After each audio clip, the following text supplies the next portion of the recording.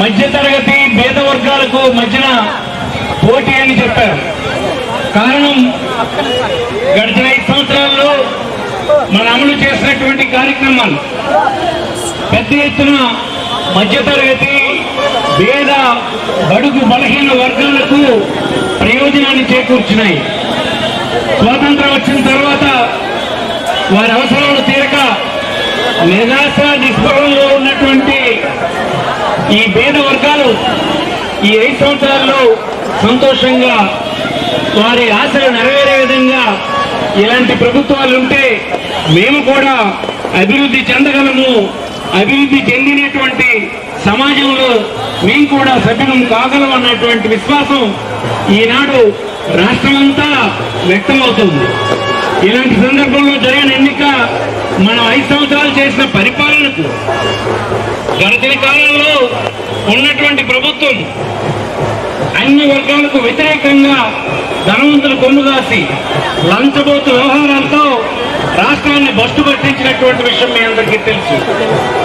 మనం అభివృద్ధిని సాధిస్తుందని మనందరం నమ్ముతూ ఉన్నాము. ప్రపంచవ్యాప్తంగా వచ్చినటువంటి పెట్టుబడులు, దేశవ్యాప్తంగా వచ్చినటువంటి పెట్టుబడులు, విశాఖపట్నం పరిసర జిల్లాల్లో ఉండేటువంటి ప్రాంతాల్లో పెట్టుబడి వచ్చి ఉద్యోగాలు, పిల్లలకు ఉన్న సంపదలు పెరిగి అందరిదాలుగా ఆర్థిక స్థితిగతులు పెరుగుతాయని ఈ సందర్భంగా మనం చేస్తూ ఉన్నాను. మీ అందరికీ ఒకటే మాట, ఒక్క నియోజకవర్గంలో అంటే శ్రీకాకుళం నియోజకవర్గంలో గడిచిన 5 సంవత్సరాల్లో 20,000 ఇళ్లకు భూమిని కొని ఇవ్వడం జరిగిందని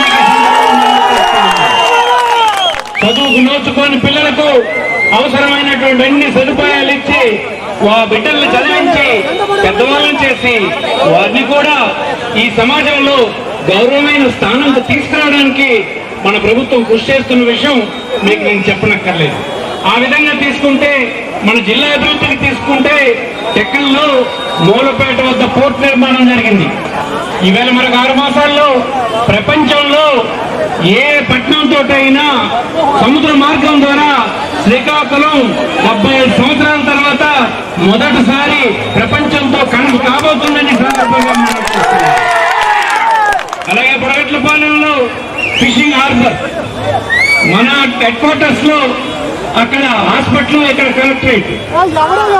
ఉద్యానంలో తీసుకుంటే మంచినీటి ప్రాజెక్టు, ఇక్కడ తీసుకుంటే పలాసలో తీసుకుంటే హాస్పిటల్, ఊరూరా స్కూల్స్, ఊరూరా సెక్రటేరియట్ బిల్డింగ్స్, వెల్నెస్ సెంటర్స్. అభివృద్ధి జరగలేదని చంద్రబాబు నాయుడు గారు అందరికీ నమ్మించాలని ప్రయత్నం చేస్తున్నాడు. మేము చెప్పిన ఈ కార్యక్రమంలో ఒక కుటుంబానికి కానీ, ఒక గ్రామానికి కానీ, ఒక జిల్లాకు కానీ, ఈ రాష్ట్రానికి 14 నుంచి 19 వరకు అధికారాలు ఉన్నప్పుడు ఒక్కటి మీరు చేయగలిసారా? ఉంటే రుజువులు చూపించండి అని ఈ సందర్భంగా ఎన్నిక 13వ తేదీన జరుగుతుంది. అయితే ఇదే సందర్భంగా మన పార్లమెంటుకు పోటీ చేస్తున్నటువంటి తిలక్ మంచి మిత్రుడు, మన మనందరికీ కావాలి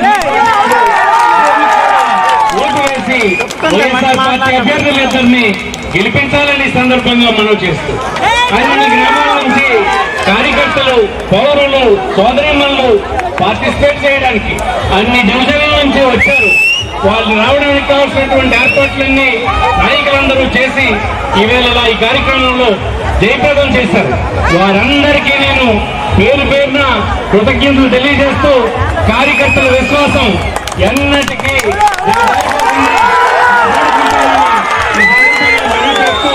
మీరందరూ ఈ 13వ తేదీ వచ్చే నెల వరకు ఈ ఊపిరి ఎలాగే కొనసాగించాలని కోరుతూ మీ అందరి వద్ద సెలవు తీసుకుంటున్నాను.